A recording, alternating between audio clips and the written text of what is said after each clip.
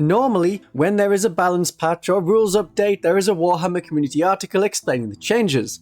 But not this time, as it is not specifically due for a balance, but we still have updates regardless, which includes balances, and rules changes, and new things. Rules and points updates have come nonetheless. You have to check the downloads tab on the Warhammer community every day, and then notice what has changed. In this case, Games Workshop thinks they have changed the rules, but really they have not, because so much of this update is a mess. I can understand why you would not want to advertise it. I hope this can be considered a good reference for how not to do a rules update. So, with the upcoming release of the Malestrom, which is on pre-order this weekend, I have affiliates where you can get it cheaper, and then it'll be due out on the 29th. Nope, that day doesn't exist. The 28th of February. And that has updates for the Red Corsairs, the Eldar, Orcs, Votann, and a cool character building thing that I will get into once we can see those rules proper. Then we'll know if we can fix the Genestealer Cult Magos, make the Tyrannid Red Terror, have the weapons back on Space Marine characters that we had at the start of the edition but can't have at the moment. In this update, Huron Blackheart has gone up by 40 points and has his base size in the Tournament Companion base size advice guide thing to be 50mm. And in the points document, we have the new Renegade Warband detachment and Huron's Raiders detachment with points for those enhancements. The Renegade Raiders detachment is a new detachment that says you don't pray to the Dark Gods. So maybe the Night Lords and the Alpha Legion and the Iron Warriors and all of the different Chaos Legions who are like, no, it's them that are fools of the Dark Gods, pawns and minions, we're different and special. They all say collectively. But this is meant to represent a Renegade Space Marine warband, whether a company, a squad, or a whole chapter has gone rogue. So if you're using the Renegade Raiders detachment, you don't get the Dark Pact's army rule, ranged weapons have assault, and you also get Oath of Moment by any other name. And in addition to that, you can take a battle shock test, maybe battle shocking yourself in the process, but then you can have either the Gladius Tactical Doctrine or the Assault Doctrine. So that's fall back and shoot and charge, or advance and charge. The other Red Corsair detachment is Huron Raiders, which is a difficult one to use in 10th edition with the amount of line of sight blocking terrain on the table. Your units only get the detachment bonus if they can see Huron's model. So the bonuses may be limited to his own unit if he's hidden behind a ruin and other units from your army can't see him, unless you wanted to expose your units, including Huron's unit, and then they can sort of see each other, but then they're gonna get shot. And Huron makes an easy target for the enemy. Kill this one guy, and the detachment rule stops working. This detachment keeps the Dark Pact's ability, so they're still praying to the gods if Huron's around, even though they're a relatively new Renegade chapter. That's going off the timeline of 40k, not that the Badab War was in 1st edition. In the major events of 40k, it predates the Horus Heresy. There wasn't a Horus Heresy until later on. Then it got a mention. Then it got expanded on. Then it got really expanded on in a lot of books. So Chaos Space Marines have 2 new detachments in their faction pack, Huron's Marauders and the Renegade Warband. There's new data sheets for Huron, the Masters of the Maelstrom, the Red Corsairs Raiders, which are like Chosen, and the Reeve Captain. Unfortunately, apart from Huron, they do not have points in the points document. Oops. They're not the only faction getting new detachments. The Orcs have a freebooter crew, so the Orc Pirates can get representation. Except not, as the detachment had not been added to the faction pack, and it's not updated in the app. Same for the Votann Mercenary Oathband. Sounds really interesting. Shame we can't see it in the faction pack. I hope by the time you watch this, Games Workshop has fixed that problem, and during editing I have double checked, and now they are included in the pack. I know some people want more frequent rules updates, but I'm refreshing the document and watching which detachments are valid changes by the minute. And then how long is it going to be before we reach the singular point of overlap and every detachment is both valid and invalid at the same time?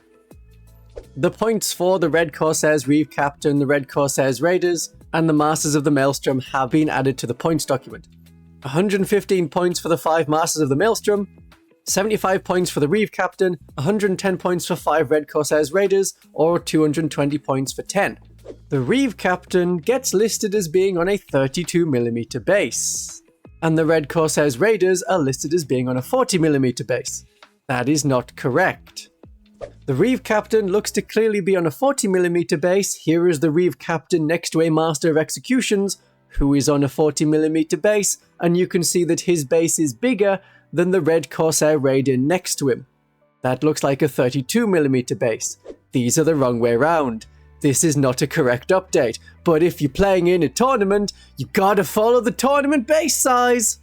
That's the idea of the base size guide. It's for tournaments. You've got to follow it. Everyone has to follow it for tournaments. Oh, why does no one follow it for tournaments? Games Workshop thinks it's because of silly things like this. But the Voidsmen at Arms that were on 32mm bases as listed in the document, but have always been sold on 25mm bases, are now on 25mm bases as far as the document is concerned. Base size is optional, it seems. So I'm glad they updated the document by including these models, and included them on the wrong bases, as far as I interpret it. But rules as written? No. Let's look at some Orc Pirates. The freebooter crew is like a very mild, carefully toned, original version of Mordaka. You pick a loot objective at the start of the battle round, and you get bonuses if you control it, like the units are on it, or if the units are attacking an enemy unit on that loot pile. That includes the unit getting sustained hits. And you can give a unit that's on the loot pile the Wa, if it's your unit. You can't give the enemy units the Wa. The Deck Fraggers stratagem looks fun, and maybe not balanced. You get blast on all of the weapons in the unit. Shooter boys now fire blunderbusses. Flamers have blast, so they get more auto-hitting shots. All the guns on a tank firing a lot more shots at an infantry unit, maybe with sustained hits 1. Flashgits already have sustained hits 1, and now they have the number of shots to blow through a Black Templar squad. Perhaps in a future update, this stratagem may get toned down to only apply to certain Orc units. The Votann Mercenary Oathbound isn't about allying Votann into other factions, as mercenaries might do, for money. It's about having a specialized force go together and take out one particular problem enemy or get one resource. Like a task force rather than a mercenary force. It's all Leagues of Votann, there's no friends. I don't really have anything to say about it. It looks like a perfectly normal, pretty standard detachment. You just need to be careful when you're reading the wording of Privateer Arsenal and Optimal Expenditure. You reroll hit rolls and wound rolls of 1, or if you spend resource points on Privateer Arsenal, you can reroll all of the hit rolls, and you also reroll wound rolls of 1. Or with Optimal Expenditure in combat, rather than rerolling hit rolls and wound rolls of 1, if you spent the resource, you can reroll hit rolls of 1 and reroll any of the wound rolls. It's the particular wording of the hit roll compared to a hit roll of 1. The Eldar have updates from this Malestrom expansion. They have the Eldritch Raiders and the Corsair Coterie detachments, with datasheets for Prince Uriel, Karseth the Void Dreamer, whose name sounds a bit like Karsik, so he's the one organizes the travel. The Viper is updated, there's a new Starfang, and there's Corsair Skyreavers. Those are Corsairs that first appeared with rules in the Imperial Armor books back in 6th edition-ish, around 10 years ago. The rules of the units are not considered great by the Eldar players I have talked to, and I'm also not happy that my Viper model no longer has a valid loadout. Twin Catapult and Shuriken Cannon is out. At the least, I would have to swap the underslung Shuriken Catapults with a big gun like a spare Bright Lance. No Eldar player has a spare Bright Lance, so a Star Cannon or Scatter Laser it is. There is no second version of the Viper rules based on the old model.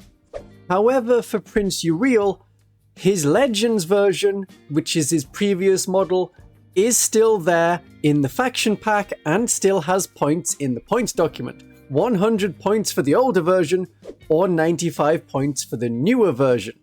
Don't you love it when Games Workshop is so good at updating their rules fully and completely and correctly? It's the same person with the same war gear, so it should be an updated version of the datasheet, rather than there being 2 of the datasheet. People celebrate when rules come out of Legends. Are they equally celebratory when the same rules stay in Legends and an equivalent version is also there without Legends as a tag?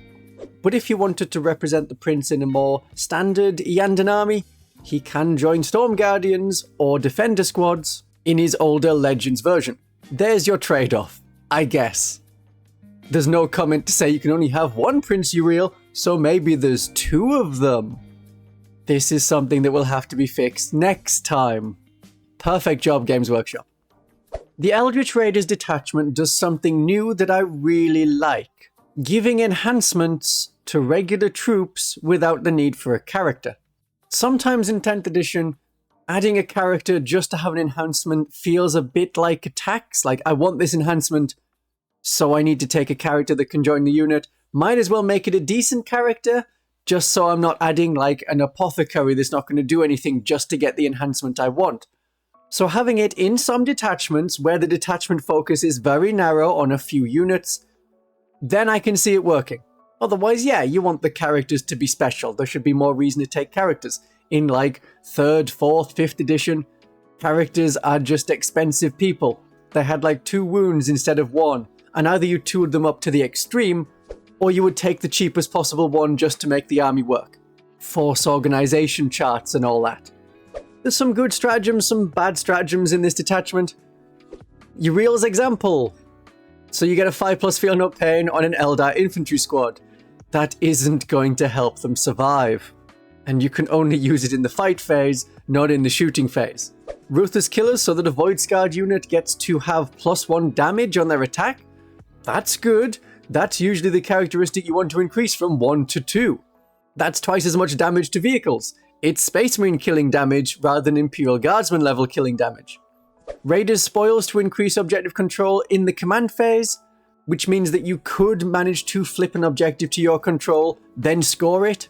That's a good time to have that. Or you use it in the enemy command phase and deny them some victory points for 1 command point. That's quite important. 5 victory points fewer for your opponent or 5 victory points more for you for 1 command point, that's great. No Pray Too Big does something that I haven't seen before in 10th edition. You get +1 to wound, but only if the strength of your attack is lower than the toughness of the enemy. So this isn't like las cannons wounding a toughness 11 thing, going from a 3+ to a 2+. This is like, my strength is 5, your toughness is 6. I would be wounding on 5s, but now I'm wounding on 4s. We've seen it in reverse, where the enemy is -1 to wound if their strength is higher than your toughness. We have that on like Genestealer Cult Aberrants, but I've not seen it the other way around. That's interesting from a rules point of view more than anything. Maybe we will see more of that in 11th edition, rather than a flat +1 to wound. Impeding fire is useful if the enemy is declaring a charge from Deep Strike. 9-inch charge, no, that's an 11-inch charge. And Withdraw and Reinforce is an interesting one. I believe the Eldar have something similar with the Guardians in the Guardian detachment. You remove the unit from the battlefield, and if it's below starting strength, you return all of the destroyed models. Something like that on, say, Genestealer Cult would be horrific, but if it's a small squad of squishy Eldar people, that's perfectly reasonable. The Corsair detachment does something similar with the enhancements. You can put these on regular troops. Except for the one that says Anrath character, that can only be put on a character. The detachment gives you sticky objectives on all Anrath units, the Corsair units. And while an objective is under your control, which includes with sticky objectives, if the enemy moves onto it, on a 2+, a bomb goes off and they take D3 wounds. That's cool. Could the Genestealer Cult have that? I would love that in a detachment. Okay, this isn't just an update that has the new things from the Malestrom put into the faction packs, which you can read yourself as they are now available and visible on the Games Workshop downloads. There is also updates to some other detachments. First of all, the Imperial Guard Grizzled Company. They lost reroll wound rolls of 1 when you're attacking an enemy on an objective if you have an order on the unit that's doing the attacking. Hopefully this doesn't penalize them too much. This is the best way to play Guard, not just for meta. I think this is the only detachment that gets the theme, the feeling of the Imperial Guard. They haven't felt quite right until this detachment came out. You've had to play a very skewed list, either like all tanks or a massive infantry horde. Those are ways to play, but there was no general way to play. Combined Regiment sort of did it, but in the index it was very artillery focused, which is an unusual focus for an army. I still think this detachment will be good. The Grizzled Company will continue to see play, especially among the I want my Imperial Guard to feel like Imperial Guard. The army rule is linked to the number of officers you have. This detachment still gives you bonus orders on all of your officers. So if you have a Leman Russ or Rogel Dawn tank commander, or say you're able to make rules for your own Sentinel commander, 2 orders on a Rogel Dawn tank commander going to 3 orders mean they can command a tank platoon, including giving themselves an order. The staple army of Imperial Guard is to have one big block of like Death Corps of Krieg with an officer within the unit. The platoon command squad is part of the squad and all they do is order themselves.